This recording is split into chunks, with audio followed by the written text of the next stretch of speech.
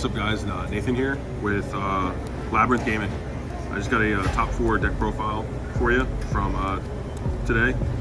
Played Dragon Link. I guess before I go into the deck profile, just a little bit shout out to Labyrinth Gaming. Big Craig behind the camera.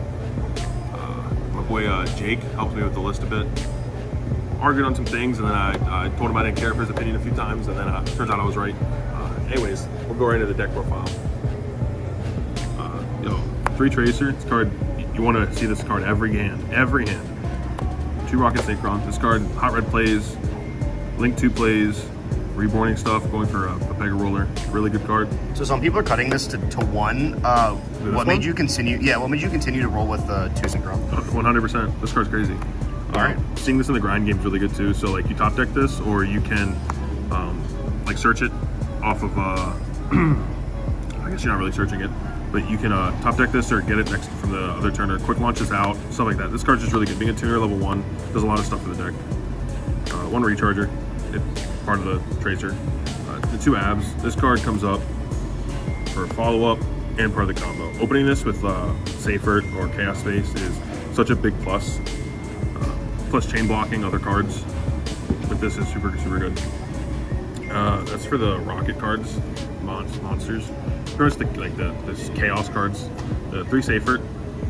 This card effect is insane, especially the Reborn effect. It just levy near your opponent turn 1, turn 2, and then also being able to just add black and white is insane. And then of course the 1 black, 1 white. These things are self-explanatory extenders, especially being level 4 to just go with the rocket cards such as Tracer, super strong. And then 1 Levy, and then I'll throw the 2 Noctas as well. The fact that this card can be summoned more than once per turn is really strong. Just being able to use it as link fodder after you use the effect to like rip a card or pop 2. And then the 2 Noctas, this card is, I think if you're playing Dragon Link and you're not playing this card in the deck, you're doing something wrong. This card's an insane extender. It chain blocks one of your most important monsters, which is Striker Dragon, to be able to not get ashed on it. Still get Veiler and Imperm, but not getting ashed on that card is super good. Super good. And you can also, with Safer, when you send the Abza Router, you can search the Nocto, and then the Abza Router adds you your Tracer and all that kind of stuff. And then we play the baby cards, the baby Black Metal and the big Black Metal. This is self-explanatory too. Off of the seals, you summon this, and if they out this, you search this for as kind of like a pseudo follow-up. I mean, of course you need a dragon on board, but for the most part you should have a dragon in hand. And then hand traps. You play a lot. Gamma package. This is mandatory.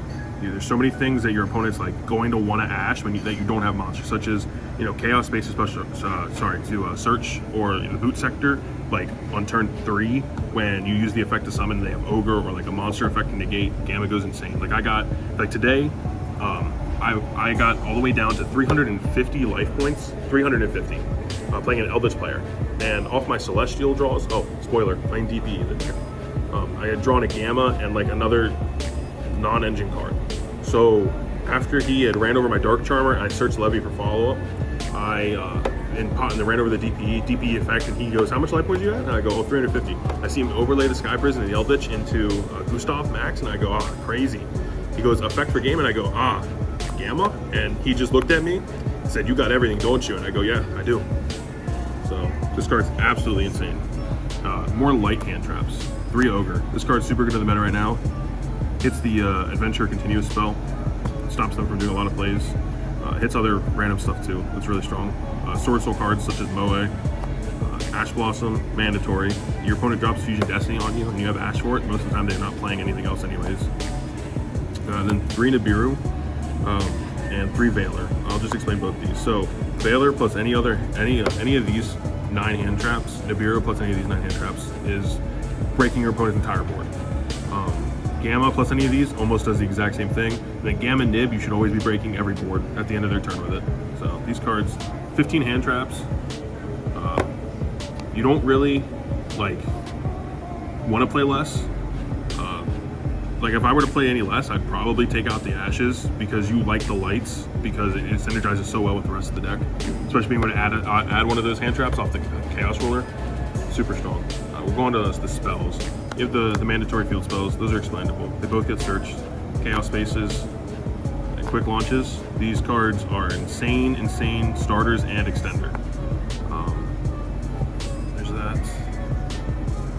And also with quick launch, since you're playing so many tracer, like this card's like always live. Like your tracer pack, like having 3 tracer, this card's crazy. Top decking this is insane. And then you have the DPE package.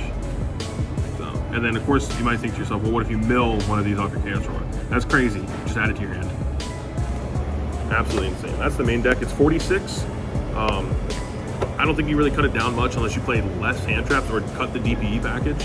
But I think the DPE package adds like an extra layer, so a whole extra win condition. We'll go on to the, we'll do the extra deck now, because the side deck is always preference to wherever you're playing. But we have the Link ones, which is Striker and Pisty. Both of them, you know, this is one of your insane, you know, your insane Link one, right? This card was at more than 1, you'd be playing more than 1. Pisty's part of like, you know, OTK comboing. You don't really use this for like your turn 1 combos for a lot of the times, unless your hand, like, unless you need it. But 1 seals, you don't really have the room for 2, and you shouldn't need to, in all honesty. You play the Quad Boral, because this card comes up a lot more than you think it would. Always being, if you already have the Recharger engraved, and you're going to get any rocket on board, you make this, you pop itself, and you have a Savage alive, or a Pega Roller, or any other Link 2 you want to make. Romulus, mandatory, searches your ravine. Dark Charmer, this card's absolutely insane. I took like 3 DPEs today, and was able to just link off the DPE with this, go Unicorn, other monster access code, game. The Vert, gotta play for the DPE. A lot of people play IP in this deck to go like Seal, or, you know, Seals, IP, and like a Savage. You do the same thing, except you go Verte instead of IP. So instead of Unicorning on their turn, you have DPE, which is a faster reaction, and you can't, your opponent can't just like force it by entering battle phase. Let's see, Link 3s, 1 Unicorn, and 1 Triple Burst. I didn't make this at all today, but it comes up with Pisty, along with like the Dark Charmer, especially if you're playing against another Dragon player, or one of the base decks where you take the Rocks Rose, make the Pisty, go into Triple Burst, so you don't waste your Unicorn, and be able to combo off there. And then I'm playing Boral Sword and Access Code. I think they both can come up respectively, especially because you don't really have a lot of different attributes for the Links. You're playing 3 different attributes, and you only have 1 wind, 1 wind, 1 light. And a lot of the times, if you get hand trapped all hell, but you have your own hand traps to stop them, most of the time you're not going to have this engraved, or maybe you don't have this engraved.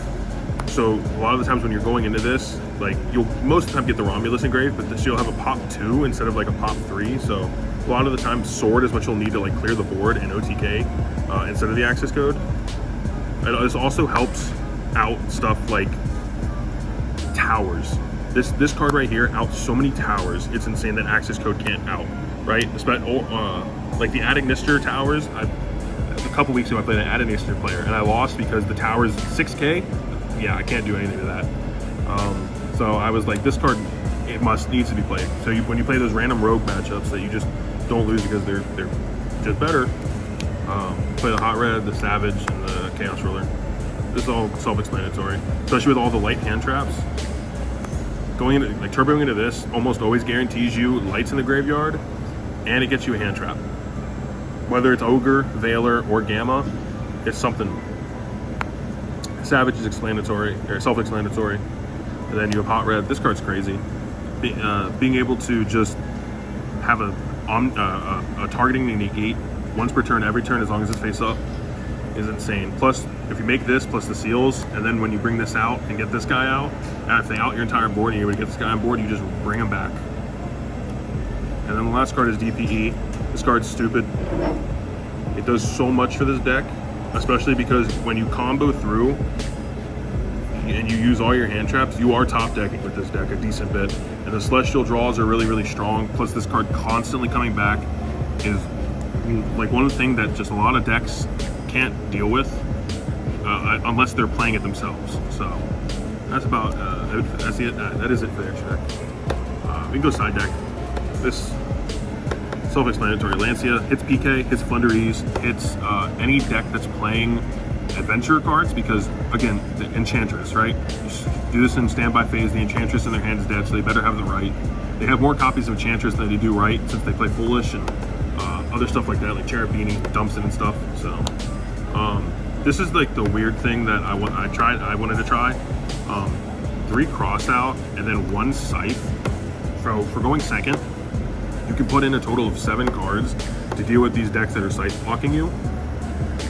So you have the hand traps, and then if they're able to play through like your 1 or 2 like low impact hand traps, and you top deck this, and they don't have like that Herald or like the what's it called, Baron live, or even if they have it live and you have like you have Gamma in hand, or you have like something else that can stop them, or you know, like cross out calling scythe is, no one sees it happening. You can also just put this in for going first because you play 15 different 15 hand traps, 5 different hand traps in the main deck. The only one that you're not covering is Lancia in the main, unless you're going to side the one in, and like Drool. But Drool, I don't see a lot of people playing Drool at the moment, so I didn't really think about it, playing it at all. The one called by for when you're going first. For back row hate, evenly matched, and a red reboot.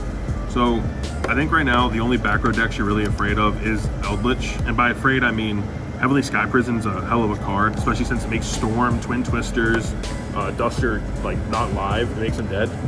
So evenly matching your opponent, especially Eldritch cards, pluses you so much more because they're never coming back. And then red reboot because you just OTK like an actual madman in this deck.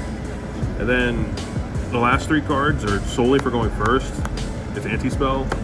I don't know why people stop playing this. This card tells your opponent no Dark Roller, no Right, no spell cards whatsoever for the whole turn. This card does a lot of work when you don't expect it to, especially if you can set up an established board, because most of the time you're already using all your spells turn 1. So you're most likely setting this, and then you should be able to kill if they can't, you know, just play off the normal monsters. This isn't that good against the base deck that much, because the only spells that they really use is the right, and so if they just like play with their synchro stuff, it's just better. But this card's still really good against the matchup. But that's about it. Yeah, I like the deck a lot. Is there any changes I'll make? As of right now, I can't think of any. But I think it performed pretty well. I'll probably play this at the Philly Regional. That's it. Nathan Motter with Labyrinth Gaming signing out. See ya.